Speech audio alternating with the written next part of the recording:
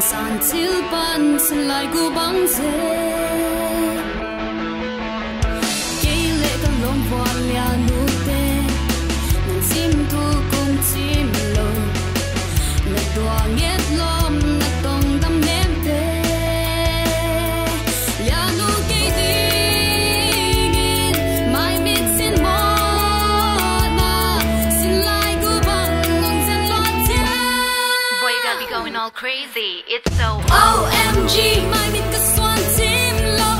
OMG, boy you've got me crazy. OMG, I love your swagger. OMG, boy I'm falling in love. The fans all say tha swang bang khao. It's on the sin lai ya no kay din pan bang. Nem sa go.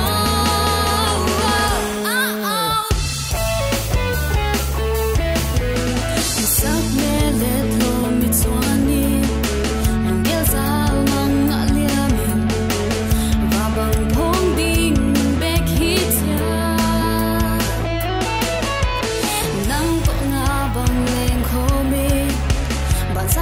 Lên xin đằng anh lâu giòn thòng lắm non cây bé nghe cả lung nghe ra băng pan hồng hôn kia in nó đặt sim thu hồng xóa in nó OMG my nigga swan team low OMG boy you've got me crazy OMG I love your swagger OMG boy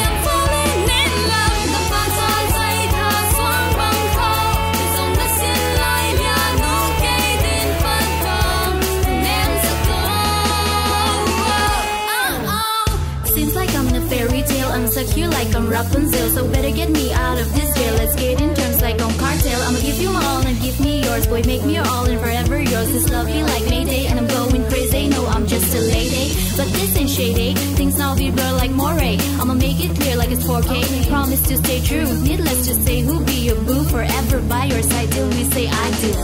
Kalungel Zalong.